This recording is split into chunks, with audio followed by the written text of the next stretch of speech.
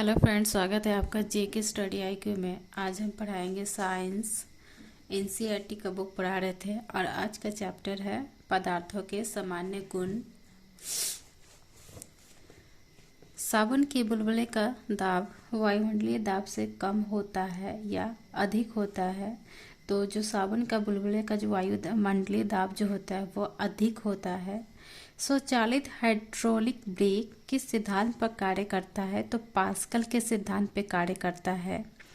बर्फीले क्षेत्रों में शीतकाल में जब झील की ऊपरी सतह का पानी बर्फ में बदल जाता है, फिर उसके अंदर रहने वाले जलीय जंतु जीवित रहते हैं, क्योंकि पानी का घनत्व 4 डिग्री सेल्सियस पर सबसे अधिक होता है।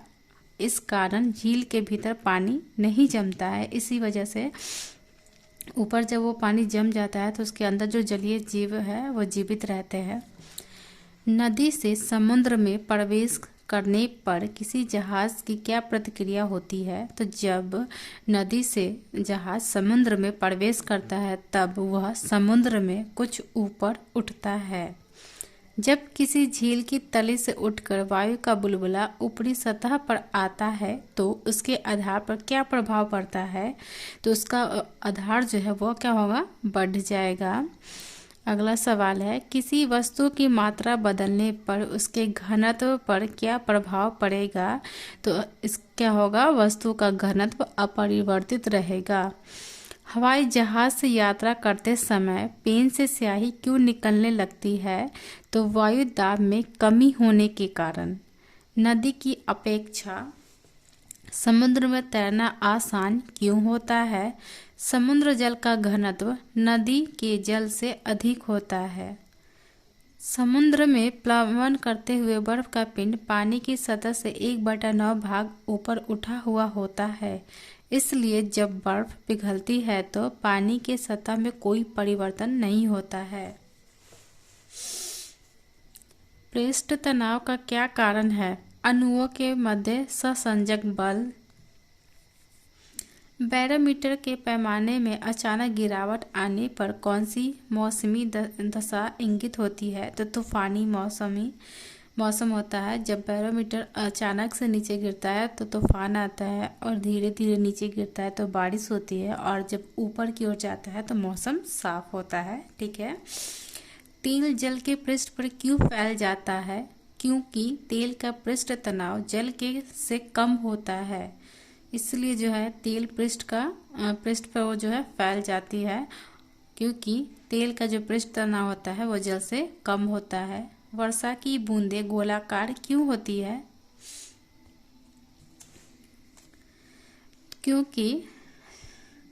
क्योंकि जल के पृष्ठ तनाव के कारण वर्षा की जो बूंदें होती है वो गोलाकार होती है पृष्ठ तनाव के कारण। एक और क्वेश्चन आता है कि वो जो लालटेन का जो होता है उसमें मिट्टी का तेल ऊपर कैसे चढ़ता है? तो ये इसी के कारण, पृष्ठ तनाव के कारण ही होता है। केशिकत्व क्रिया के कारण जो है वो तेल ऊपर की ओर चढ़ता है। उसके बाद है, कुएं से पानी से भरी बाल्टी को ऊपर खींचते हैं तो क्या अनुभव होता है? तो यह यही कि बाल्टी पानी की सतह से ऊपर आ गई है, यही अनुभव होता है। जब कुएं पे पानी भरने जाते हैं लोग तो वहाँ पे जब पानी भरते हैं, जब ऊपर बाल्टी खींचते हैं तो ये पूछ रहा तो क्या अनुभव होता है? तो बाल्टी पानी की सतह से ऊपर आकर भारी हो गई है, यही अनुभव होता है। उसके बाद है, वायुमंडल में बादलों के तैरने का क्या कारण है? वायु के घनत्व की तुलना में बादलों का जो घनत्व होता है वह कम होता है। लोहे का घनत्व उसके द्वारा हटाए गए जल के अपेक्षित घनत्व से अधिक तथा पारे के घनत्व से कम होता है। इस कारण लोहे की कील पारे में तैरती रहती है। पौधे की जड़ों से पर्णपतियों की ओर जल बढ़ने का क्या कारण है? तो केशिकत्व के कारण। अभी बताते जब मिट्टी का तेल, यहाँ भी दिया हुआ सवाल, स्टोव में मिट्टी के तेल का बत्ती ऊपर चढ़ने का क्या कारण है? तो केशिकत्व गुण के कारण ही तेल ऊपर की ओर चढ़ता है। और यहाँ भी जो है जड़ों से जो पर्णपतियों की ओर जल बढ़ता है तो क्या होता है, किस कारण से होता है? तो केशिकत्व क्रिया के कारण ही होता है। अब तक ज्ञात पदार्थों में किस पदार्थ की प्रत्यास्थता सर्वाधिक होती है? तो क्वार्ट्ज में। अपमार्जक मिलाने पर जल के पृष्ठ तनाव पर क्या प्रभाव पड़ता है? तो जब अपमार्जक मिलाते हैं तो जल का पृष्ठ तनाव घट जाता है। फाउंटेन पेन किस सिद्धांत पर कार्य करता है? तो ये भी जो है फाउंटेन पेन जो है केशिकत्व क्रिया के सिद्धांत पे काम करता है। समुद्र तल पर एक वायुमंडलीय दाब का मान कितना होता है? तो जो समुद्र तल पर वायुमंडलीय दाब 1.013 इंटू 10⁵ पास्कल के बराबर होता है। जल का अपेक्षित घनत्व किस ताप पर सर्वाधिक होता है? तो 4 डिग्री सेल्सियस ताप पर सबसे अधिक होता है। जल से भरी बाल्टी को हिलाकर छोड़ देने पर कुछ समय पश्चात जल अपने आप क्यों स्थिर हो जाता है? तो श्यानता के कारण।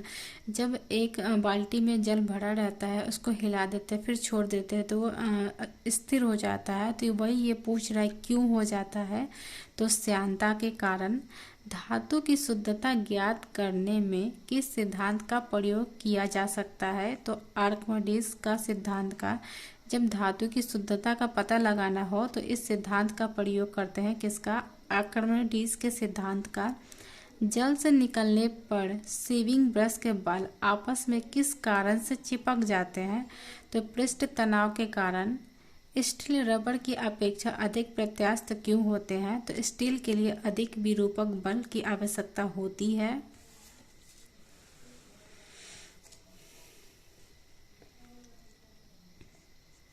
वाहनों में स्नेहक तेल का प्रयोग क्यों किया जाता है? तो घर्षण कम करने के लिए। घर्षण कम करने के लिए हम लोग तेल डालते हैं गाड़ी में या फिर किसी भी मशीन में। आंधी आने पर टिन की छत और छप्पर उड़ जाते हैं क्योंकि उनके ऊपर का जो वायुदाब नीचे के वायुदाब से कम हो जाता है। किसी वस्तु की सतह के लंबवत लगने वाले बल को क्या कहते हैं? तो प्रणोद कहते हैं।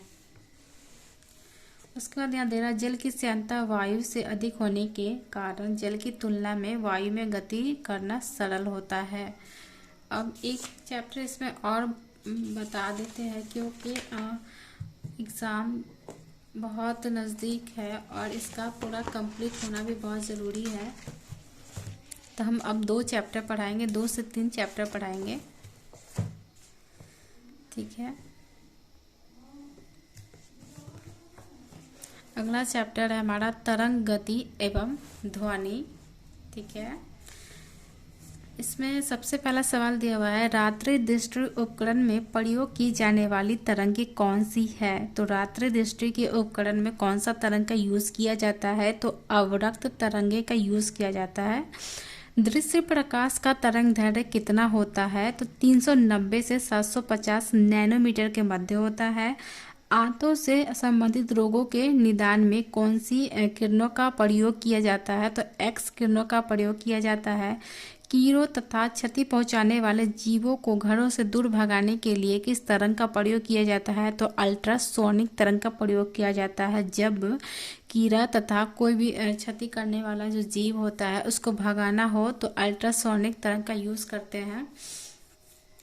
समीप आती हुई रेलगाड़ी की सीटी की आवृत्ति या तीक्ष्णता बढ़ती जाती है, ऐसा किस कारण होता है? तो डॉपलर प्रभाव के कारण, ठीक है। कह रहा है जब समीप रेलगाड़ी की सीटी की आवृत्ति या तीक्ष्णता बढ़ती जाती है, ऐसा क्यों होता है? जब रेलगाड़ी पास आती है, नज़दीक आती है तो उसका जो है तीक्ष्णता यानी उसकी जो आवाज़ होती है, उसकी आवृत्ति जो होती है वो बढ़ती जाती है। ऐसा क्यों होता है? तो डॉपलर प्रभाव के कारण होता है। क्रिस्टल की संरचना ज्ञात करने के लिए किन किरणों का प्रयोग किया जाता है? तो एक्स किरणों का प्रयोग किया जाता है।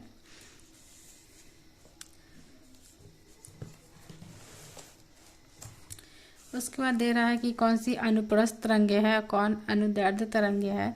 तो प्रकाश तरंगे जो है अनुप्रस्थ तरंगे है। भूकंपीय तरंगे में एस तरंगे है। डोरी युक्त यंत्रों से उत्पन्न तरंगे वो भी क्या है? अनुप्रस्थ तरंगे। इधर बता रहा है कि अनुप्रस्थ तरंगे कौन कौन से हैं और ये जो है अनुदैर्ध्य तरंग कौन से है। तो प्रकाश तरंग, भूकंपीय तरंग, डोरी युक्त यंत्र और स्थिर जल में पत्थर फेंकने पर उत्पन्न तरंग, ये सब क्या है, अनुप्रस्थ है। एक एग्जाम हुआ था वो, उसमें पूछा था कि प्रकाश तरंगे कौन सी तरंगे हैं, पीआरटी का क्वेश्चन था वो, उसी में ये सवाल पूछा गया था या फिर बीपीएससी में पूछा गया था कि प्रकाश तरंगे कौन सी तरंगे हैं, तो वो अनुप्रस्थ तरंगे हैं। और यह है ध्वनि तरंगे, भूकंपीय तरंगे और सर्पिलाकार स्प्रिंग से उत्पन्न तरंगे, ये सब क्या है, अनुदैर्ध्य तरंग है। ठीक है, ये सब सवाल बहुत बार रिपीट किया हुआ है और पूछा भी जाता है चेंज करके, कभी प्रकाश तरंगे तो कभी ध्वनि तरंगे, तो इसमें दिया हुआ है अच्छे से। उसके बाद है एक रडार शत्रु के वायुयान की उपस्थिति का पता लगाने के लिए कौन सी किरणें का प्रयोग किया जाता है, कौन सी किरणों का प्रयोग किया जाता है, तो रेडियो तरंगों का किया जाता है। पराबैंगनी विकिरण, एक्स किरण, सूक्ष्म किरणों व गामा किरणों को तरंगदैर्ध्य के आरोही क्रम में लिखिए, मतलब इसको आरोही क्रम में सजाना है। तो सबसे पहले होगा गामा किरणें, फिर एक्स किरणें, उसके बाद पराबैंगनी किरणें, उसके बाद सूक्ष्म किरणें, इसको बढ़ते क्रम में सजाना है। तो ये सबसे पहले दिया हुआ, इससे बड़ा गामा किरणें से बड़ा हो गया एक्स, एक्स से बड़ा हुआ पराबैंगनी, पराबैंगनी से बड़ा है सूक्ष्म किरणें। ठीक है, इसको सजाना था आरोही क्रम में, तो सजा दिए। अब यहाँ पे दे रहा है कि कौन सी, ये मोस्ट इम्पॉर्टेंट है ये चैप्टर, क्योंकि ये जो दिख रहा है कि एक पेज में ये कंप्लीट है, लेकिन इसके अंदर जितना सवाल दिया हुआ है ना, अब देखिए यहाँ दिया हुआ कि हमेशा ये पूछा जाता है कि गामा किरणें की खोज किसने की थी, तो हेनरी बैकुलर ने की थी। ठीक है, उसके बाद एक्स किरण की खोज किसने की थी, डब्ल्यू.सी. रॉन्टजन ने। पराबैंगनी किरणों की खोज किसने की थी, तो जोहान्स रीडर ने की थी। अभी हम इसका यूज़ भी बताएंगे। उसके बाद दृश्य तरंगे की खोज किसने की थी, न्यूटन ने। अवरक्त विकिरण की खोज किसने की थी, विलियम हर्शल ने। लघु रेडियो तरंगे की खोज किसने की थी, तो हेनरी हर्ट्ज ने। दीर्घ रेडियो तरंगों की खोज किसने की थी, मार्कोनी ने। ठीक है, इसका यूज़ कहाँ का है सो बताना है, और इसकी आवृत्ति प्रास कितनी होती है ये नहीं ही पूछता है, ज़्यादातर इसका यूज़ पूछेगा। तो गामा किरण कहाँ का यूज़ होता है, तो नाभिकीय अभिक्रिया तथा कृत्रिम रेडियो सक्रियता में किया जाता है। उसके बाद एक्स किरण का यूज़ कहाँ किया जाता है, तो चिकित्सा एवं औद्योगिक क्षेत्र में। परावैंगनीकरण का यूज़ कहाँ किया जाता है, तो सिंचाई करने में, प्रकाश विद्युत प्रभाव उत्पन्न करने में एवं जीवाणुओं को नष्ट करने में। दृश्य किरण का यूज़ कहाँ किया जाता है, तो इसका किया जाता है इनकी उपस्थिति से वस्तु दिखाई देती है। ठीक है, दृश्य किरण क्या है, इसका कहाँ किया जाता है, इसकी खोज किसने की थी, न्यूटन ने की थी। उनकी उपस्थिति जो है वस्तु को दिखाई देने के लिए किया जाता है। अपवर्तक विकिरण, इसकी खोज किसने की थी, विलियम हर्शल ने। इसका यूज़ किया जाता है फोटोग्राफी में, सिंचाई में एवं टीवी के रिमोट कंट्रोल में। उसके बाद लघु किरण की खोज, लघु किरण का यूज़ क्या है, तो लघु किरण का यूज़ है रेडियो, टेलीविज़न, रडार में। दीर्घ रेडियो तरंग का खोज किसने किया था, मार्कोनी ने, और इसका यूज है रेडियो एवं टेलीविज़न के प्रसारण में।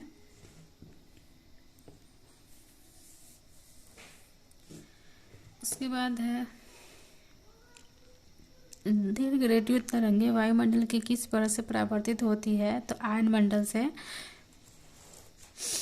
कुलिस नलिका का प्रयोग कौन सी किरणें उत्पन्न करने के लिए किया जाता है, तो एक्स किरण के लिए। कोबाल्ट 60 विकिरण चिकित्सा में कहाँ यूज किया जाता है, कोबाल्ट 60 का, तो गामा किरण में। ये यूज भी है और ये बताता है कि विकिरण चिकित्सा में इसका प्रयोग किया जाता है, तो कोबाल्ट 60 जो है इसका गामा किरणें के रूप में इसका प्रयोग किया जाता है। उसके बाद है बंद चूल्हे। बंद चूल्हे में किसका प्रयोग किया जाता है, तो सूक्ष्म तरंगों का प्रयोग किया जाता है। सुदूर संवेदी युक्त नियंत्रण में एक अंतर्निर्मित स्रोत होता है, ये कहा क्या होता है, अवरक्त किरण का। दो उत्तरोत्तर सिंह अथवा दो उत्तरोत्तर गर्त के बीच की दूरी को क्या कहते हैं, तो तरंग दैर्ध्य कहते हैं। ठीक है, निगमन वस्तु का पता लगाने के लिए किए जाने वाले उपकरण को सोनार कहते हैं। ठीक है, आज की क्लास में इतना ही। नेक्स्ट क्लास में हम पढ़ाएंगे साउंड्स, ध्वनि। कोशिश करेंगे कि 3-4 चैप्टर या फिर 2 चैप्टर कम से कम ज़रूर हो जाए क्लास में। आज के लिए इतना ही। Thank you class.